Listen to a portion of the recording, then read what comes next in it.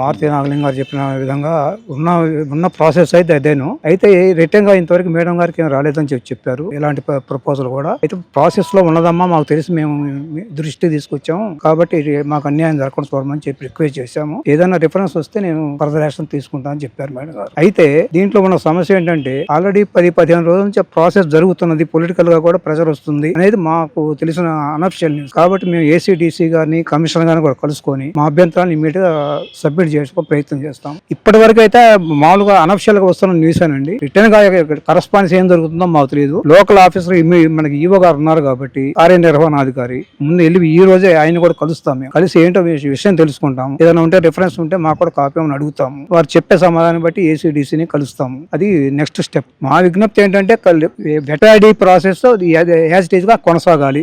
పంటలకి ఆక్షన్ పెట్టుకోవడం అనేది గవర్నమెంట్ కి ఎట్లే పట్టి వాళ్ళు ఎప్పుడైనా చేయిస్తుంది. అయితే అది 11 సంవత్సరాలు 15 సంవత్సరాలు లాంగ్ టర్మ్ ఇవ్వడం అనేది it is not correct process. అది ఇస్తే అదర్ దాన్ అగ్రికల్చర్ ప్రాసెస్ అవుతుంది. వాళ్ళు ఏదైనా పర్మనెంట్ కన్స్ట్రక్షన్ చేశారనుకోండి, చేస్తే 10 సంవత్సరాల తర్వాత ఈ జనరేషన్ మారిపోద్ది. అప్పుడు ఎవరు ఉంటారో మనకు తెలియదు. ఆ రోజు ఏం జరిగిందో మాకు తెలియదు అంటాడు ఆఫీసర్. అట్లాంటి పరిస్థితులు రాకుండా ఇప్పుడే ముందు ఎదుర్కోవాలనేది మా ఉద్దేశం. అట్లా లాంగ్ టర్మ్ లీజ్ ఇవ్వకుండా మామూలుగా 1 year 2 year 3 year ఎప్పుడు జరిగేది అది ప్రాసెస్. డిపార్ట్మెంట్ ఎండోమెంట్ డిపార్ట్మెంట్ అట్లా ఇచ్చుకొని పర్పస్ మారకుండా అగ్రికల్చర్ పర్పస్ లో ఇచ్చుకోవచ్చు. దానికి ఎవరు అభ్యంతరం చెప్పము.